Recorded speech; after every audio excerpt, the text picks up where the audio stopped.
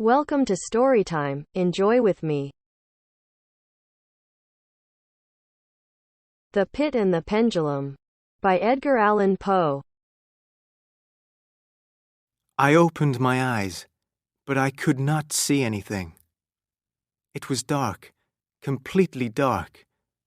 There was no light at all. Everything was black. I closed my eyes and opened them again, but I could see nothing. Where was I? I was lying on my back.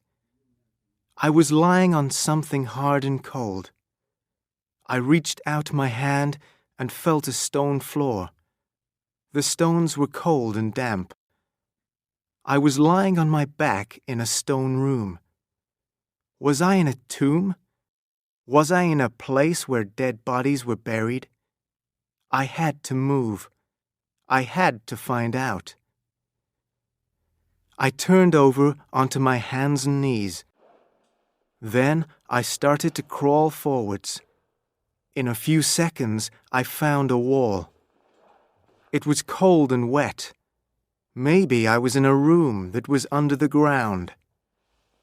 I followed the wall very slowly. I thought that I was moving in a circle. I was not sure. Then I had an idea. I tore a piece of cloth from my shirt and put it on the floor, near the wall. Then I walked along the wall of the room. I counted the number of times that I moved my hands forward.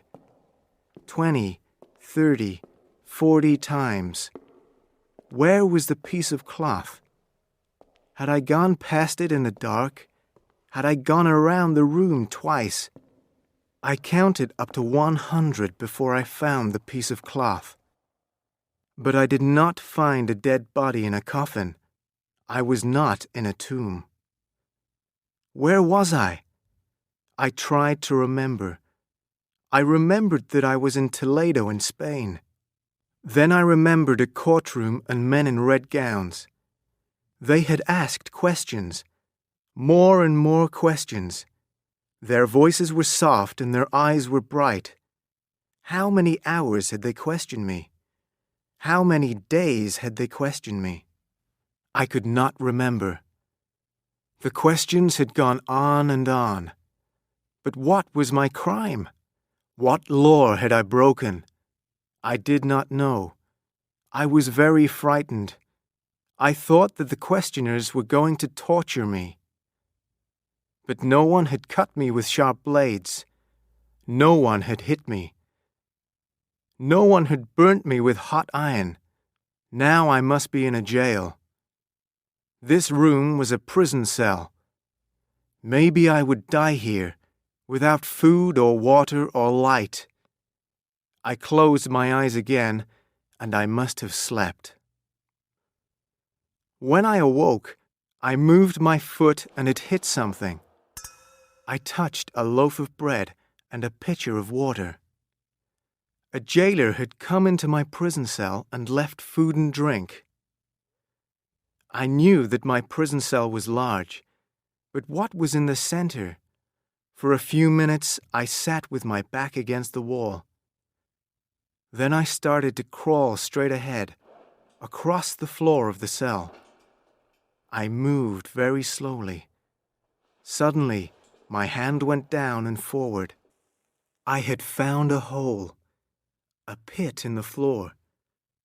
I could feel and smell damp air. The air was rising up from the pit. I guessed that the pit was very deep. I had almost fallen into it. My body shook with fear. My skin was covered with sweat. The drops of sweat fell from my face and down into the deep hole. Suddenly, I heard a noise. A small door opened above my head, and light shone down on me. For a few seconds, I saw my prison cell. Then the small door shut again, and everything was dark and black. I was right. I was in a room with a deep pit in its center. I understood now. My torturers had been waiting and watching. They wanted me to jump into the deep pit. They wanted me to end my life. I slowly crawled back to the pitcher of water and the bread. My arms and legs were shaking. I was weak and tired. I took a piece of bread and started to eat. The bread tasted of salt. I quickly drank the water from the pitcher. Soon after this, I felt very, very tired. I slept again. When I awoke, the cell was not completely dark. I could just see its walls. The room was square. Each wall was about 15 feet long. And the walls were not made of stone. They were made of metal. High in the center of the ceiling, there was a small door. Strange and terrible pictures were carved into the metal walls. The pictures were of evil spirits and monsters. I was lying on my back, but I could not get up. I was no longer lying on the stone floor. My body was tied to a wooden bed.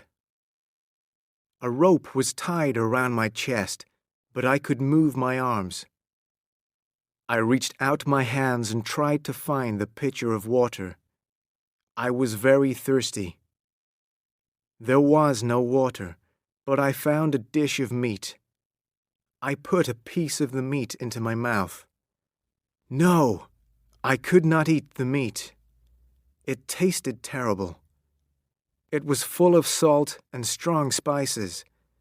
My jailers wanted me to be thirsty. This was a new torture. I looked up at the ceiling. I could see a picture there. It was a picture of time. An old man with a long beard. Pictures of time always showed an old bearded man with an hourglass in his hand. Hourglasses had 2 containers inside them. The containers were made of glass and they were joined in the center. One of the containers was filled with sand. When all the sand had run from one container to the other, an hour had passed. Time also held a long, sharp scythe. Every living thing is killed by time. But in the picture on the ceiling, the blade of Time's scythe was not part of the painting. This blade was real, and it was sharp. It was made of metal, and it hung down from the ceiling. The blade was like the pendulum of an old clock. As I watched, the pendulum started to move. It moved slowly, backward and forward. Suddenly, I heard a noise beside me. It was the sound of many small animals running on hard ground. Then I heard high, sharp cries. Rats! There were rats here in the cell. They had climbed out of the pit. Several large black rats ran across the floor toward my wooden bed. I moved my arms and shouted. I tried to frighten them away. The rats looked at me with their red eyes. They opened their mouths, and I saw their sharp, pointed teeth. Were the rats going to be my next torture? I looked up at the pendulum again. It was moving more quickly now. As it moved backward and forward, it made a soft whooshing sound. Whoosh! The pendulum swung back behind my head, and I could not see it. Then it swung forward over my feet. Whoosh! As I watched, I saw that the pendulum was lower. Very slowly, the pendulum was getting closer to me. Now I saw the reason for the pendulum. This was how I was going to die. The sharp blade of the pendulum was going to kill me. But it was not going to kill me quickly. It was going to cut my body very, very slowly. The pain would be terrible. How many times was the blade going to cut my body? How long was I going to lie on the wooden bed? How many times was I going to scream as my blood ran onto the floor? One of the rats ran over my hand. I cried out and pulled my hand away quickly. The dish of meat was still beside me. The rats could smell the meat and they wanted it. Suddenly, I had an idea. I reached out my hand and took some of the meat from the dish. Then I rubbed the spiced meat onto the rope that was around my body. I rubbed the meat all along the rope. Then I lifted my hands above my head and lay still. At first, the rats were frightened of me. They did not come too close. Then one of them jumped onto my chest. I did not move. I felt the rat's sharp little feet on my body. I saw its red eyes and sharp teeth. I tried not to scream. The rat put its nose closer to the rope. It smelled the spiced meat on the rope. The rat started to bite the rope with its sharp teeth. It was eating the meat that was on the rope. Soon another rat jumped onto me. It started to eat the rope too. More and more rats came. They ran over my face. They ran over my body. I kept my mouth and eyes closed. I tried not to shout in fear. I tried to stop my body shaking. The rats' feet and tails touched me. I felt the horrible animals on my mouth and my eyes and my nose. I heard their high, sharp cries. The sound of the pendulum became louder. Soon the whooshing sound of the pendulum was louder than the sound of the rats. The blade was coming closer to my body. I felt the air move as the pendulum passed over my face. The pendulum swung very wide. I counted each time that it passed over me. 6 seconds, 7 seconds. Then the blade swung back. 6, 7, whoosh. 6, 7, whoosh. The pendulum swung lower and lower. It was now only a few inches above me, and it was moving more slowly. The huge blade frightened the rats and they ran away. The animals knew that they were in danger. They had eaten part of the rope, but I was not yet free. I waited for the pendulum to cut the rope completely. 7 seconds, 8 seconds. The pendulum whooshed above my body from head to foot, and then from foot to head. 7, 8, whoosh. It was very close to me now. I tried to make my body lower on the bed. Where was the blade of the pendulum going to bite me? Was it going to cut my head? Was it going to cut my chest or stomach? I screamed. The blade bit and it cut the rope. The pendulum swung toward my feet. Suddenly, I was free. I jumped from the wooden bed and lay on the floor. Sweat was pouring from my skin. I was breathing quickly. The pendulum whooshed past one more time, and then it stopped.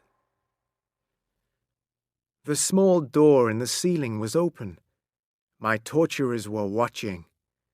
They had seen me escape from the blade. Suddenly, the pendulum moved up into the ceiling, and it was still. I was not safe for long. A little later, I smelt something. It was not the smell of rats, and it was not the smell from the deep, dark pit. It was the smell of hot iron. The metal walls of the cell were becoming hot. I moved closer to the pit. It was cooler here. This was my torturer's plan. They were heating the walls. When the cell became too hot, I must jump into the pit. The pit was cool and damp. But the cell walls were not only hot, they were also moving. The hot metal walls were moving toward me. The pictures of the evil spirits and monsters were now red. They were getting hotter. I was going to burn on the walls, or I was going to fall into the pit. I had very little time. I stood on the edge of the pit and I closed my eyes. The walls were hot and the floor was hot. The air was hot. I felt the terrible heat on the skin of my face and hands. I was ready to fall. This was the end. I was going to die in this terrible place. Suddenly, I heard voices. People were shouting. I heard the sounds of guns. People were fighting. Then I heard another sound. The walls were moving again. What was happening now? I was weak and tired. My arms and legs were shaking. The walls were moving back, but it was too late. My clothes were starting to burn. I was about to fall. I was already falling.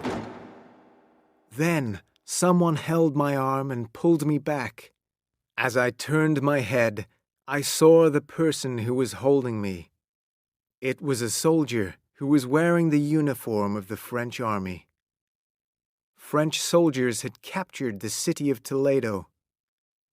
All the prisoners were free. The end.